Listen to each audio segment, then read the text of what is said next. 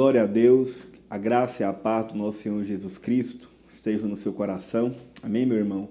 Nós vamos dar continuidade ao nosso estudo querigma da Palavra de Deus e eu espero que nesses dias você esteja sendo tremendamente abençoado. Nós temos estudado a Palavra de Deus e como o Senhor tem falado aos nossos corações, né? Como nós temos sido abençoados. Eu, particularmente, tenho sido muito abençoado pela palavra viva e poderosa. Sabe, esse é um tempo, um período onde eu aconselho você a fazer isso. Cada vez mais nós cremos que se aproxima a vinda do nosso Senhor Jesus Cristo. E você sabe, os vencedores, aqueles que irão reinar com Cristo, são aqueles que conhecem a sua vontade, são aqueles que sabem do seu propósito. E a forma de você conhecer o Senhor é por meio da sua palavra, é por meio da sua verdade. Por isso, se tem algo que nós precisamos de nos achegar nesses dias, se tem algo que nós precisamos saber nesses dias, é da palavra de Deus, sabe? Então, você não perde tempo estudando a palavra. Você não perde tempo estudando a Bíblia. Você não perde tempo estudando as verdades que o Senhor deixou para você. Sabe, muitos perdem tanto tempo, né? Muitas vezes em séries, né, na televisão, através de redes sociais, tantas coisas que não edificam, tantas coisas que não te levam a lugar nenhum, tantas coisas que não acrescentam, muito pelo contrário, sabe, ao invés de fortalecerem o seu espírito, muitas vezes fortalecem a sua carne. Esse é um tempo de você fortalecer o seu espírito, e você fortalece o seu espírito por meio da palavra. A Bíblia fala que nós somos transformados pela palavra. A palavra tem o poder de transformar você. Essas verdades, elas podem transformar a sua vida. Acredite nisso. Por isso, estude a Bíblia. Estude a palavra. Estude tudo isso que nós temos ensinado. Medita nessas coisas, né, em todo o tempo. A Bíblia fala que o homem bem-aventurado é aquele que medita na palavra, que medita, né, nos ensinos, que medita na lei de dia e de noite, que ele não para de meditar, entende? Na verdade da palavra de Deus. Então, meu irmão, aconselho você nesses dias a fazer isso. Hoje nós vamos dar continuidade a um assunto que nós já temos falado, né? Nós temos falado aqui do capítulo 8 de Romanos. E eu disse para você que o capítulo 8 de Romanos é um capítulo que fala do propósito de Deus. É tão interessante você pegar a Bíblia e ver isso, né? Então, Paulo, desde o capítulo 1, Paulo está construindo um argumento aqui, né, acerca de verdades muito poderosas, sobre a vontade de Deus para nós, sobre qual é o propósito de Deus para seus filhos, né, para nós que somos seus filhos. E nós falamos, né, da queda, falamos do poder do Evangelho, falamos da justificação, da redenção, do perdão, né? Falamos de como nós podemos experimentar na prática a vitória que o Senhor nos deu, já conquistou na cruz, né? Como que nós podemos experimentar disso, desfrutar na prática, né, a vitória sobre o pecado, como que nós podemos vencer a lei. E aí nós chegamos aqui no capítulo 8. E no capítulo 8, Paulo, então, revela aquilo que estava escondido, né? O mistério que estava oculto e agora nos foi revelado. Os irmãos sabem, existia um mistério que estava oculto aos antigos. Aí você pergunta, pastor, que mistério que era esse?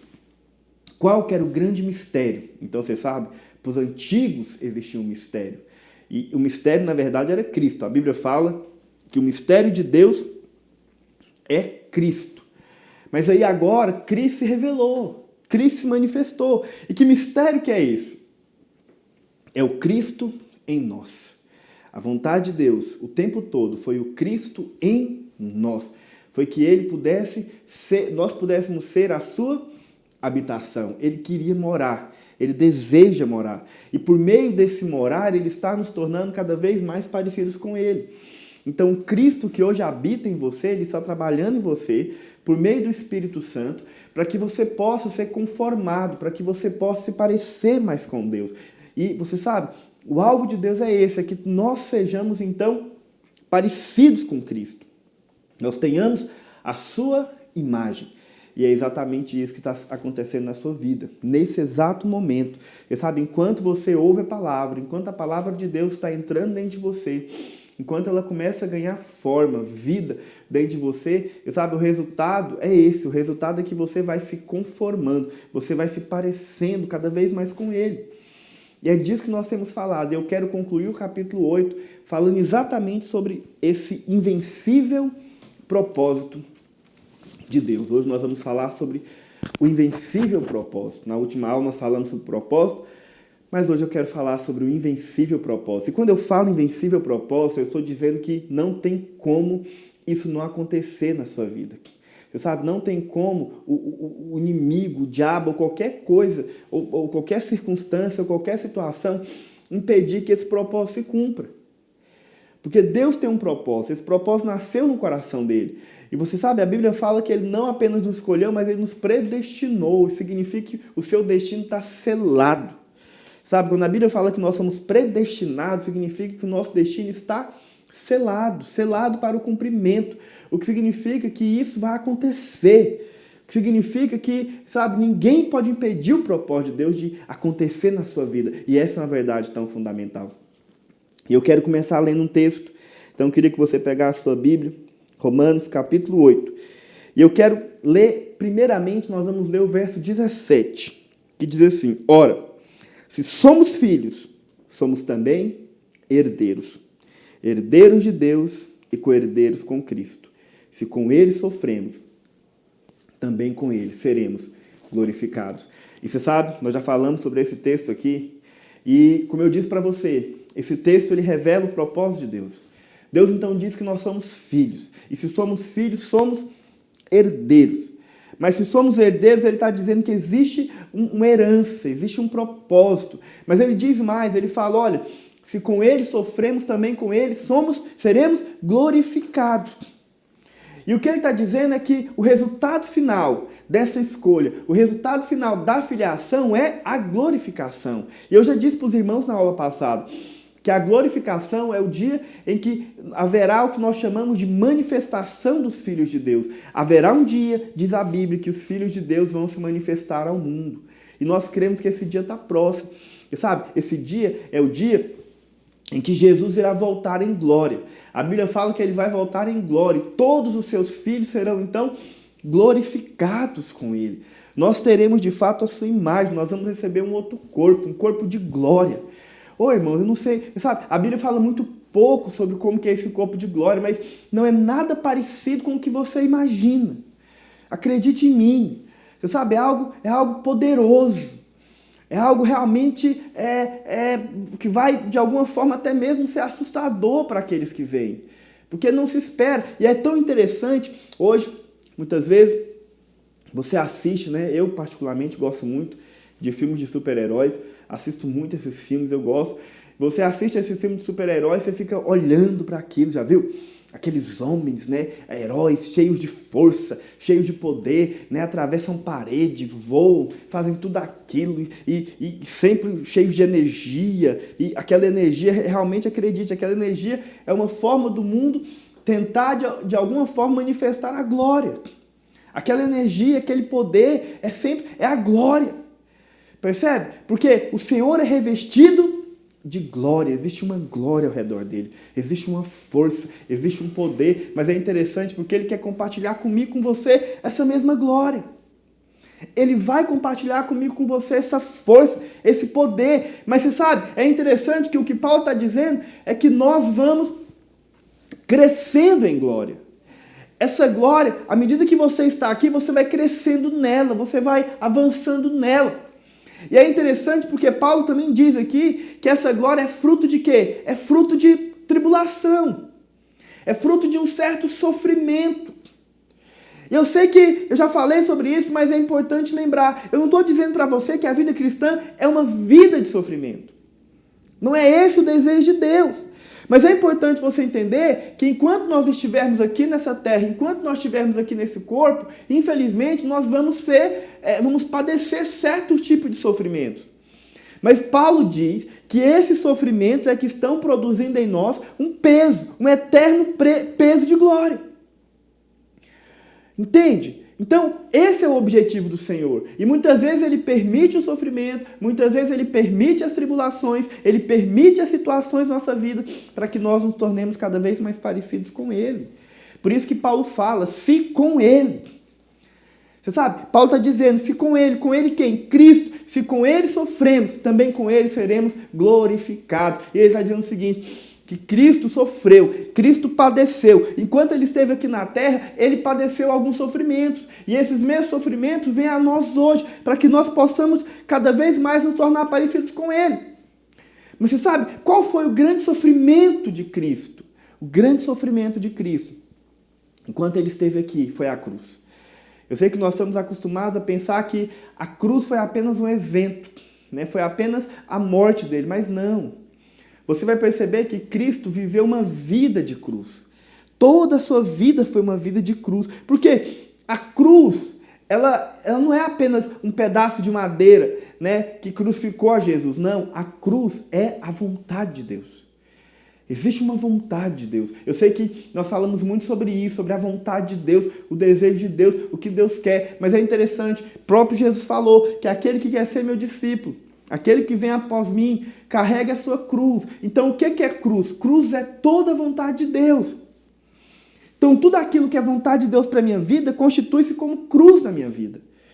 Entende? Então me entenda. Por isso eu não posso dizer, por exemplo, que doença é cruz. Por quê? Porque a doença não é a vontade de Deus. Eu não posso dizer que passar fome é cruz. Por quê? Porque passar fome também não é a vontade de Deus. Percebe? Agora, existem outras coisas que são. Existem outras coisas que produzem em nós um certo sofrimento, mas que são a vontade de Deus. E esse sofrimento, ele tem a ver com a nossa carne. Por quê? Porque nossa carne não quer fazer a vontade de Deus. A nossa carne não deseja agradar a Deus. Na verdade, o único que quer agradar a Deus em nós é o Espírito. E aí, esse Espírito, ele deseja agradar a Deus, por outro lado, ele encontra a carne que não quer.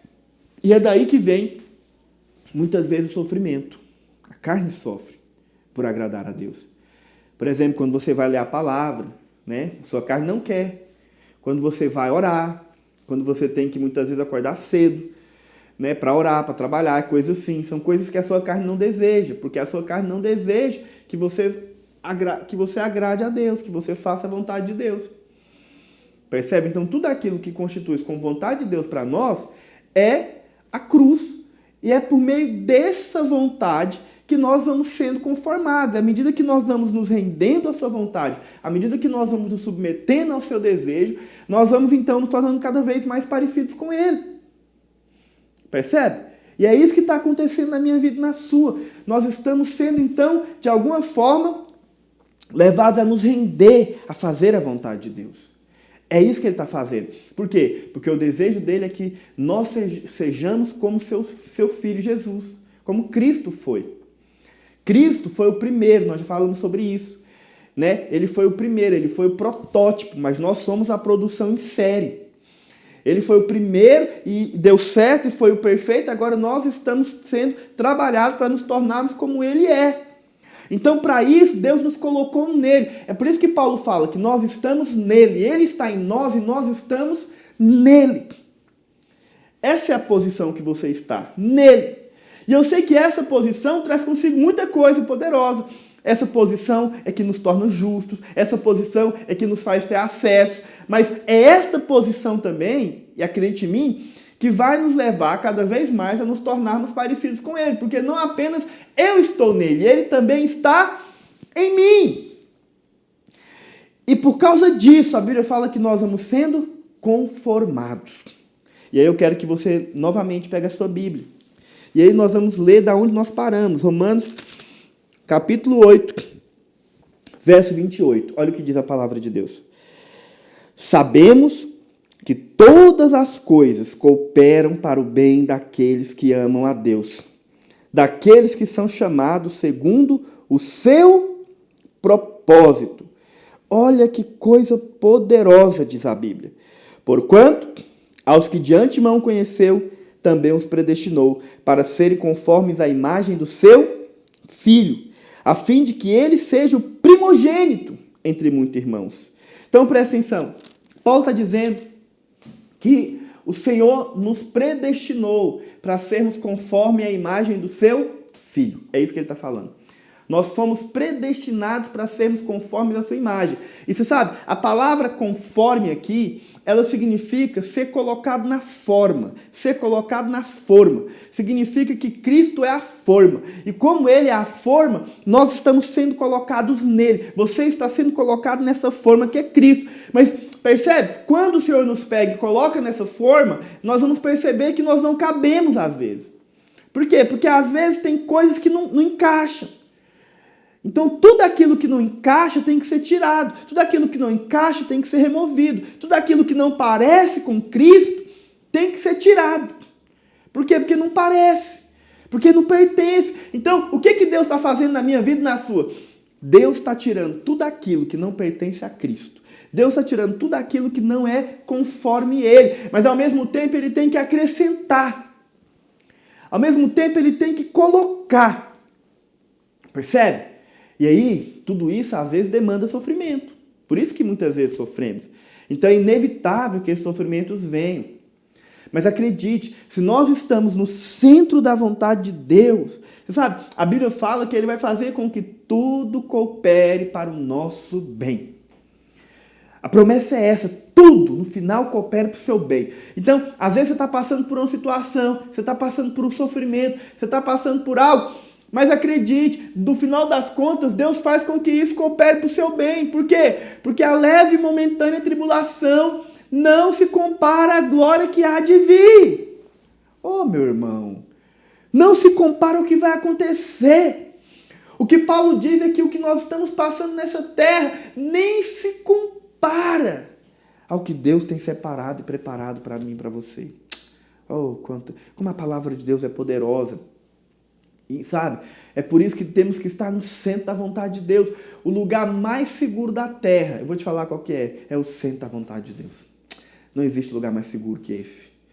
Porque quando você está no centro da sua vontade, quando você está no local certo, no lugar que Ele colocou você, tudo vai cooperar para o seu bem. Todas as coisas, no final das contas, vão cooperar para o seu bem. Por quê? Porque você está no centro da vontade de Deus. Porque você está fazendo aquilo que Ele deseja que você faça. Porque você está caminhando conforme aquilo que Ele estabeleceu.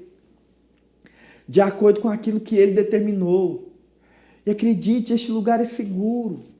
Esse é um lugar de segurança. Esse é um lugar que você pode confiar.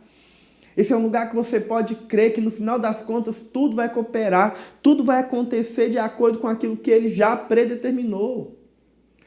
Mas Paulo diz que ele faz isso por meio da intercessão do Espírito. É interessante porque o próprio Paulo fala aqui que muitas vezes nós mesmos não sabemos a vontade de Deus.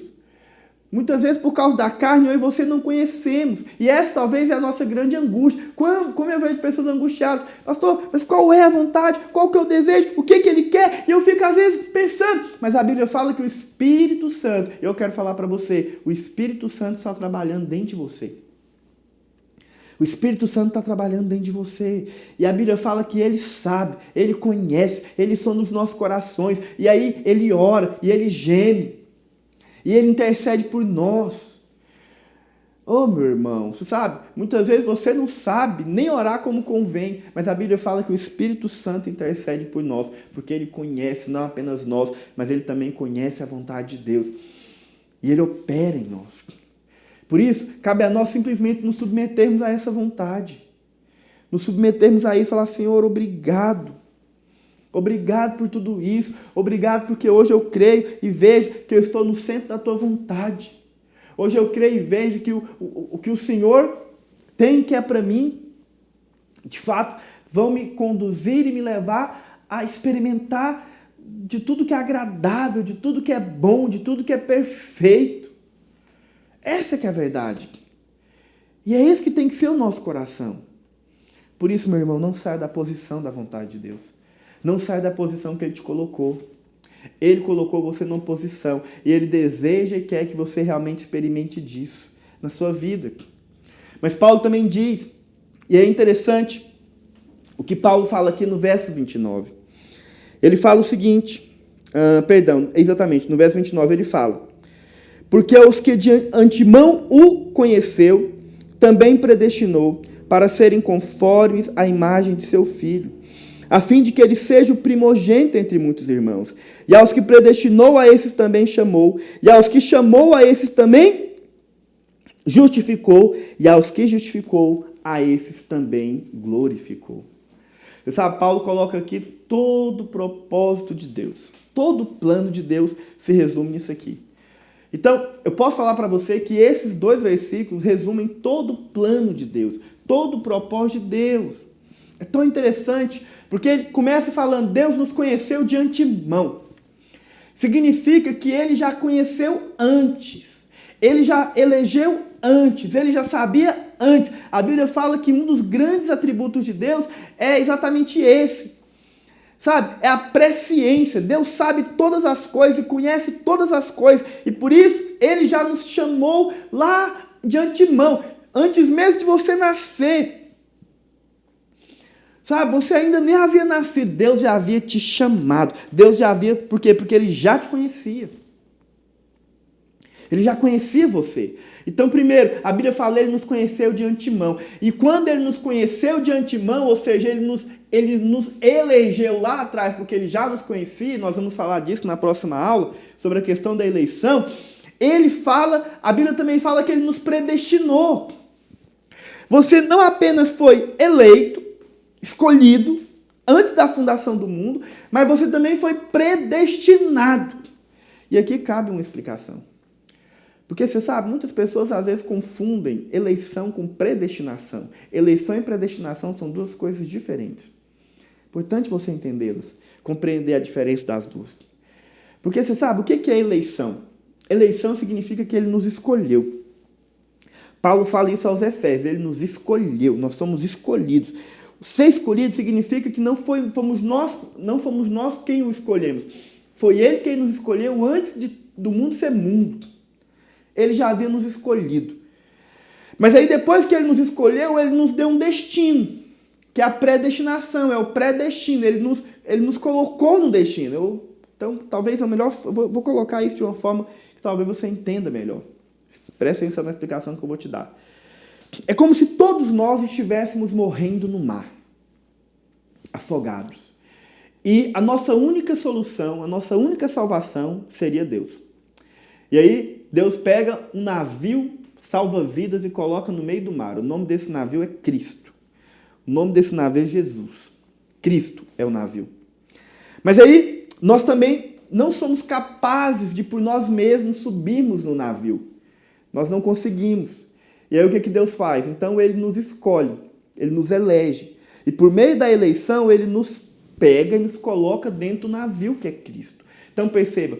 Não fomos nós quem subimos o navio. Ele nos escolheu e nos colocou lá. Mas aí é interessante porque esse navio tem um destino. Esse navio está indo para algum lugar. Então presta atenção. A eleição é o ato de Deus pegar do mar e colocar no navio. A predestinação é o ato de Deus levar aquele navio para algum lugar. Eu não sei se você conseguiu entender o que eu estou querendo dizer. Então a Bíblia fala que ele nos escolheu, mas ele também nos predestinou. Mas ele também nos chamou. Foi ele quem nos chamou. Como eu já disse, foi ele quem nos escolheu. Foi ele quem chamou cada um de nós. E o fato dele ter chamado significa que nós mesmos éramos incapazes de ir até ele. Por isso, falei para os irmãos, não fomos nós que o escolhemos, ele nos escolheu. E ele nos chamou da morte para a vida. É como Lázaro. Lázaro estava morto. Já estava fedendo de 3 dias, diz a Bíblia. Já estava todo enrolado, não tinha como ele sair. Mas aí Jesus chega lá e fala, Lázaro, vem para fora. E Lázaro então responde. Percebe? Foi o que ele fez, ele nos chamou. Você não estava procurando Deus, você não estava em busca de Deus, você estava no mundo, esquecido, largado, sabe? Sem esperança. A Bíblia fala que nós estávamos sem esperança, sem Deus no mundo. Mas ele nos chamou. E quando ele nos chamou, nós respondemos ao seu chamado. E é por isso que estamos aqui. Mas aí depois que respondemos a esse chamado, por meio do Deus que nos chamou, a Bíblia fala que ele agora nos justifica. Significa, é o ato da justificação. Nós somos justos. E essa justificação é tudo aquilo que eu falei antes para você e nas aulas passadas. Deus nos justifica. Sabe, a justificação tem a ver com o nosso passado, tem a ver com tudo que fizemos, tem a ver com aquilo que nós éramos, mas agora, diante de Deus, nós somos justos. E por fim, a Bíblia fala que ele vai nos glorificar. Esse é o ponto final. Esse é o propósito final. Será o momento em que nós vamos receber a redenção do corpo. Eu já disse para você, a salvação inclui espírito, alma e corpo. Nosso espírito já está pronto, diz a Bíblia, já está justificado. A nossa alma está em processo, está sendo santificada. E o nosso corpo um dia será glorificado. Essa é a salvação. E aí, você sabe, algumas pessoas perguntam, pastor, mas isso vai acontecer mesmo? Sabe, será que eu posso confiar que isso vai acontecer na minha vida? Realmente, tudo isso que você está falando aí vai acontecer? É o que Paulo está dizendo aqui. Paulo está dizendo exatamente isso. Paulo está dizendo que não tem jeito, sabe? O propósito de Deus vai se cumprir. Eu quero te falar, se Ele escolheu você, se Ele chamou você, eu quero te dizer algo para você. O propósito de Deus é invencível. Ele vai cumprir. Ele vai fazer. É por isso, meu irmão, que não importa. Eu sei que às vezes muitos ficam preocupados. Pastor, mas e aqueles irmãos que desviaram? Aqueles irmãos que saíram dos caminhos do Senhor? O que vai ser deles? Eu quero te falar, meu irmão. Deus não é um Deus de obra inacabada. Filipenses capítulo 1, verso 6, Paulo fala isso. Que aquele que começou a boa obra na minha vida vai completá-la, vai encerrá-la, vai terminá-la. Eu não sei como, eu não sei de que forma, eu não sei de que jeito, mas eu quero te falar, se é filho, se foi escolhido, o propósito de Deus vai se cumprir. E aí Paulo, para poder arrematar tudo isso que eu estou te falando, ele termina essa explicação dele com uma conclusão poderosa. Olha o que ele diz, verso 31. Que diremos, pois, à vista dessas coisas, à vista de tudo isso que eu falei, à vista de todas essas coisas que foram faladas, ditas, mencionadas aqui sobre o invencível propósito de Deus. O que diremos, pois? Se Deus é por nós, quem será contra nós? Você sabe quem que vai impedir? Quem vai ser doido de tentar impedir isso de acontecer? Paulo está dizendo que nada, nem ninguém pode impedir o propósito de Deus de cumprir na sua vida. Aquele que começou a boa obra vai encerrar, vai terminar, independente de qualquer coisa, independente de qualquer circunstância. Paulo está dizendo, não se preocupe, porque o propósito de Deus vai se cumprir. Aí ele vai e vem com o segundo argumento.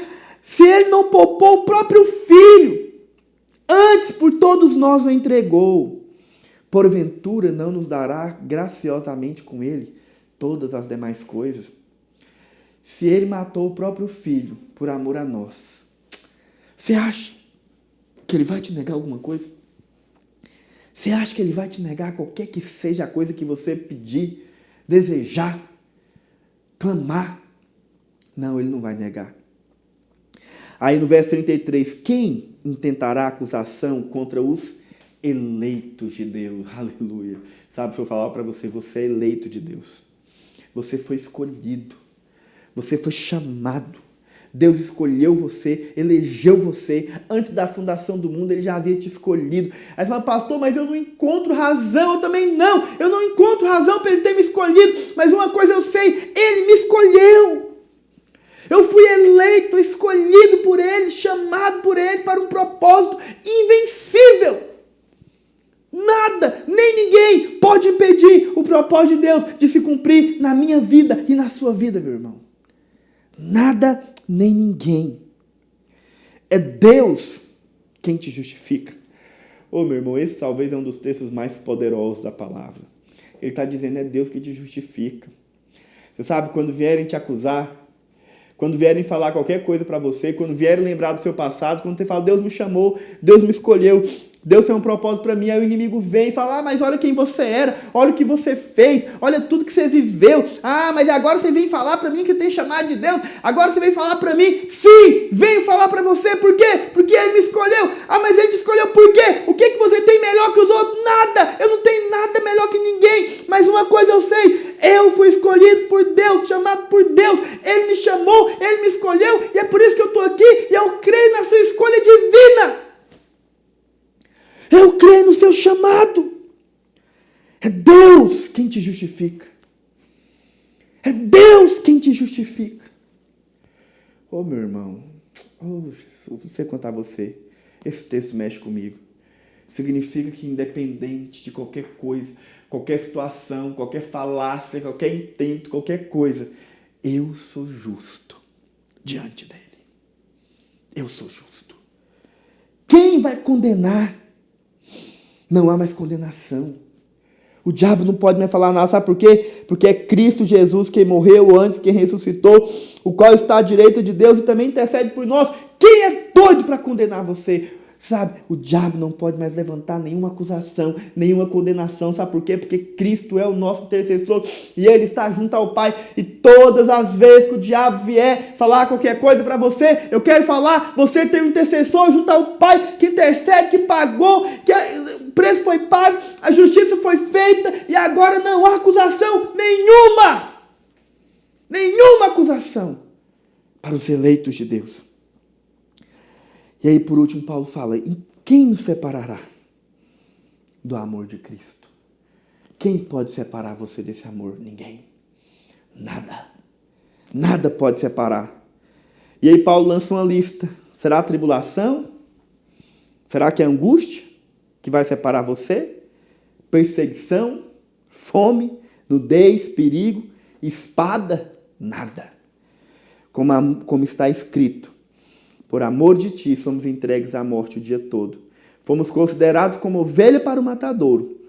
Em todas estas coisas, porém, somos mais que vencedores por meio daquele que nos amou. Em todas as coisas, somos mais que vencedores por meio daquele que nos amou. Em todas as coisas, somos mais que vencedores por meio daquele que nos amou. Levanta a mão e diz isso bem alto.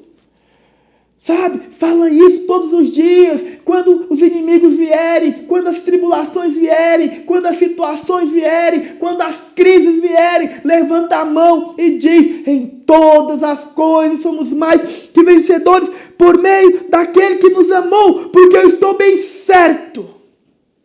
Paulo diz, de que nem a morte, nem a vida, nem os anjos, nem os principados, nem as coisas do presente, nem do porvir, nem os poderes, nem a altura, nem profundidade, nem qualquer outra criatura poderá nos separar do amor de Deus que está em Cristo nosso Senhor. Nada pode separar você do amor de Deus. Meu irmão, nada. Você sabe, uma das coisas que eu tenho visto na minha vida é isso. Nada pode me separar desse amor. O diabo tenta colocar isso na sua cabeça. O diabo tenta te levar para longe de Deus. O diabo tenta falar coisas assim. Mas eu quero te falar, você está firmado nesse amor. Você está alicerçado nesse amor. Eu não sei o que você está passando, não sei qual é a angústia, qual é a tribulação, qual é a situação. Mas uma coisa eu sei. Você está firmado no amor de Deus. E nesse amor não existe medo. E nesse amor não existe tormento. E nesse amor você pode confiar. E nesse amor você pode, sabe, nesses dias se apropriar. Nesses dias você pode experimentar e desfrutar desse amor em todo o tempo da sua vida. Oh, meu irmão, que Deus abençoe a sua vida ricamente. Sabe, que essa palavra possa queimar dentro do seu coração. Que você possa meditar e meditar nela e meditar novamente nela. Na próxima aula, nós vamos falar um pouco mais sobre essa questão de nós termos sido escolhidos por Deus, eleitos por Deus. Eu espero que você assista, porque com certeza Deus quer falar algo ao seu coração nesses dias, amém? Que o Senhor abençoe a sua vida ricamente, em nome de Jesus. Aleluia. Glória a Deus.